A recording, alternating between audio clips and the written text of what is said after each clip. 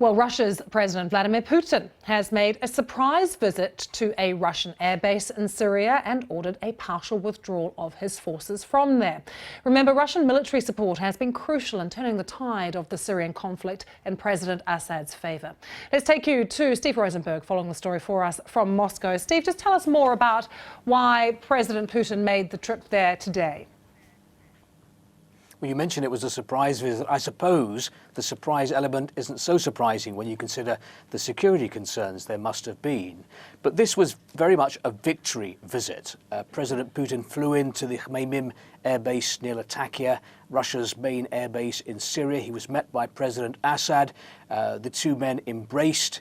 Of course, Russia's military operation really the key to keeping President Assad in power and helping him be successful in this conflict. But he'd come to congratulate the Russian troops. He said that in just over 2 years, the Russian army, along with the Syrian army, had managed to crush the most battle-ready part of the international terrorists. He said that the Russian military had acquitted themselves brilliantly, and he said that he'd taken the decision to send a large part of Russia's military contingent back home. He said they could now go home to their loved ones, to their friends, to their children, and they could go home victorious. So a very upbeat message from the Russian president to his troops in Syria. And we're seeing pictures of the two presidents embracing each other, talking very warmly there, Steve, as they met. What plan is it that Vladimir Putin supports now in terms of the future of Syria? Well, Vladimir Putin is talking about a political solution to Syria's problems. He says that the Russian military operation has laid the foundations for a political settlement. It should be said, of course, that Russia is not withdrawing all of its troops from Syria.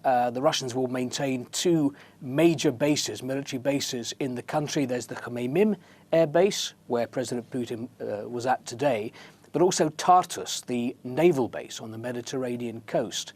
But I think, as President Putin talked about congratulating his troops, to an extent, this is very much a victory, a personal victory for Vladimir Putin, not only because Russia has managed to defeat ISIS, but also the Russians have managed to keep in power a key regional ally, President Assad. The Russians thereby have managed to retain influence in Syria. They've got military bases in Syria.